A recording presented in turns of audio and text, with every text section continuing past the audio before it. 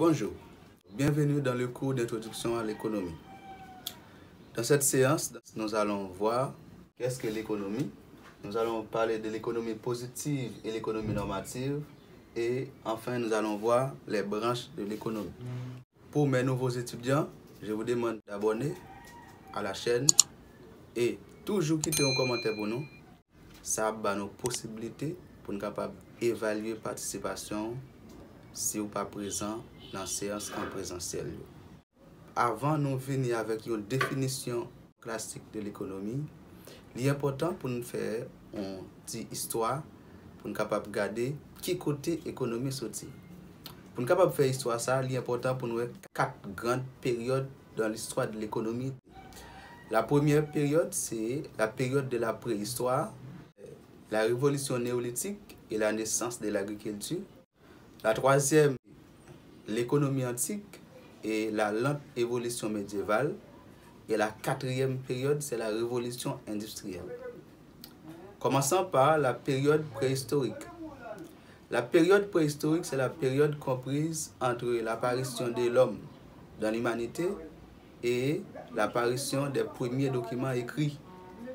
Donc là, l'homme a pris des centaines de milliers d'années pour mettre en place une économie qui est basée sur un ensemble d'éléments fondamentaux qui constituent une économie de la prédation.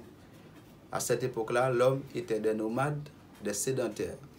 Donc l'homme n'avait pas de demeure fixe, mais plutôt l'homme vit au gré de la nature. Donc, dans la période ça, on est capable de dire que la première forme d'échange l'homme a mis en place, c'est le troc. Le troc, par définition, c'est l'échange d'un bien contre un autre bien. Donc, pourquoi le troc? C'est dans le but de satisfaire les besoins. Donc, on peut dire que l'économie a pris naissance avec l'apparition de l'humanité. La deuxième phase, c'est la révolution néolithique et la naissance de l'agriculture. La révolution néolithique en économie est constituée comme la première révolution de l'économie. La révolution néolithique donne naissance à 2 évolutions. D'abord, la naissance de l'agriculture et la construction des villes et des villages. À partir de cette révolution-là, l'homme construit des villes et des villages et l'homme donne naissance à l'agriculture. Donc, avant, il y avait des chasseurs-cueilleurs. Donc, l'homme vit de la chasse. OK? Maintenant, à partir de la révolution néolithique, l'homme commençait à améliorer l'écosystème pour être capable de produire des biens alimentaires. Donc, c'est ça, nous relève la naissance de l'agriculture. Troisième période, c'est l'économie antique et la lente évolution médiévale. Cette période-là commence par le développement de la communication et des voies de transport. Donc, l'homme commence avec les voies de transport naval et terrestre dans le but de faire la distribution des produits alimentaires dans des centres de distribution.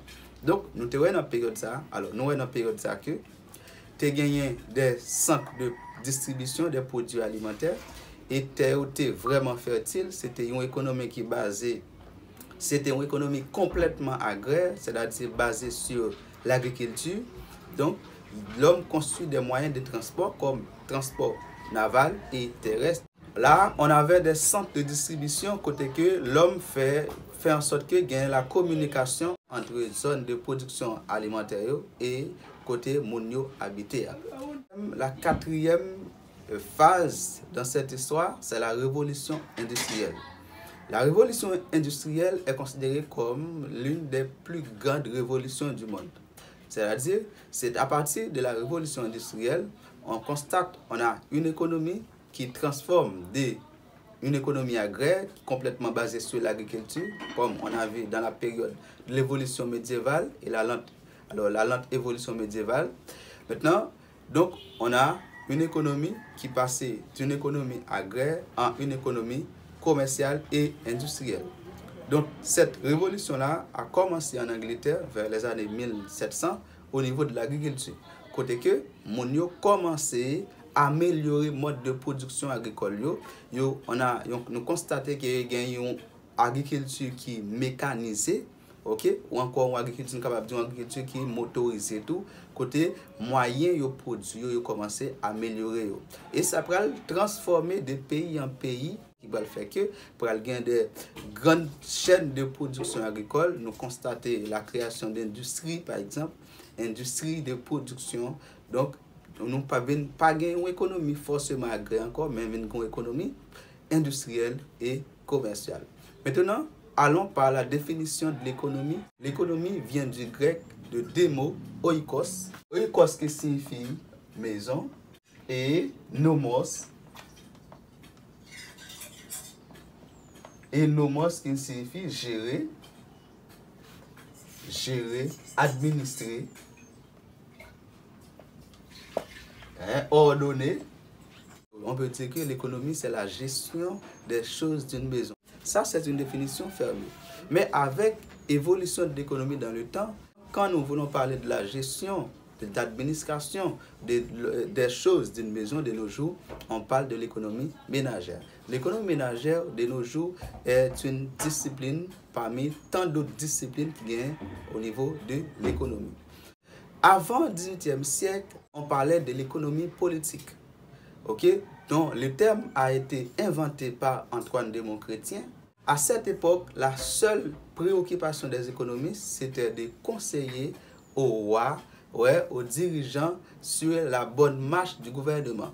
Donc avec la philosophie du laisser-faire des classiques, Adam Smith plus particulièrement, on attribuait le rôle du gouvernement au maintien d'ordre et la perception d'impôts et taxes pour sa bonne marche.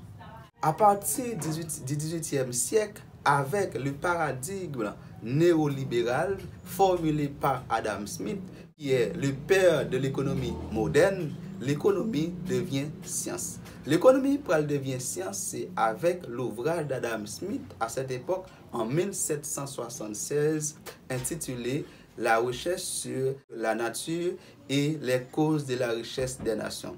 Avec cet ouvrage-là, publié en 1776, l'économie devient science avec Adam Smith. Pas une science exacte, mais une science évolutive, en opposition avec une science comme la mathématique et la physique. Là, plusieurs définitions de l'économie font face. D'abord, une première définition de l'économie qui vient de Montmalin-Vaux. C'est un économiste français qui a défini l'économie comme la science qui étudie comment les ressources rares sont employées pour satisfaire les besoins de l'homme vivant en société. Ça, c'est une définition qui se base, sur les besoins. Il est important de souligner dans cette définition-là les besoins et les ressources rares. Les ressources rares. Besoins et ressources rares pour la satisfaction. La satisfaction de l'homme vivant en société. Mais l'économie est aussi une science sociale qui étudie la production, la répartition, les échanges et la consommation des biens et services dans une société. L'économie est aussi une science de richesse parce qu'elle permet de faire la gestion des ressources dans une société. L'économie est aussi la science des échanges marchands parce qu'elle permet d'échanger les biens et services dans une société. On peut dire que l'économie est aussi la science des choix efficaces. La science des choix efficaces, c'est-à-dire avec l'économie, l'économie nous permet de faire des choix rationnels pour satisfaire de nos besoins. L'économie positive et l'économie normative. Nous allons faire une différence entre l'économie positive et l'économie normative. L'économie positive traite ce qui est de l'économie. L'économie positive base sur les données. L'économie positive base sur les faits. Pour comprendre l'économie positive, il faut comprendre les données, les faits, la réalité existante. Tandis que lorsqu'on parle de l'économie normative traite plutôt ce qui devrait être de l'économie, c'est-à-dire les normes, les règles. Donc, l'économie normative traite les façons, les disciplines, ok, qui ça économie a douillé, mais pas sur les faits. Mais les économistes plutôt basés sur l'économie positive, ça c'est une approche positive pour comprendre et pour analyser les données, les faits au niveau de l'économie. Les branches de l'économie. L'économie se divise en deux grandes branches. Ces deux grandes branches, ce sont la microéconomie et la macroéconomie. La microéconomie étudie les comportements individuels des agents économiques. Les comportements individuels des agents économiques, et nous allons voir dans une prochaine séance, quels sont les agents économiques. Tandis que la macroéconomie étudie l'économie dans sa globalité. Donc, nous sommes capables d'assimiler la microéconomie comme la gestion de chaque petit pied bois qui gagne dans une forêt. Tandis que la macroéconomie essaie de comprendre la forêt de loin. Donc, comprendre, observer de loin la verdure de la forêt. Donc, c'est cette manière-là, nous sommes capables d'essayer de comprendre la microéconomie et la macroéconomie. Dans une prochaine séance, nous allons voir besoins, biens et services. Comment satisfaire les besoins d'un individu. Merci, à la prochaine.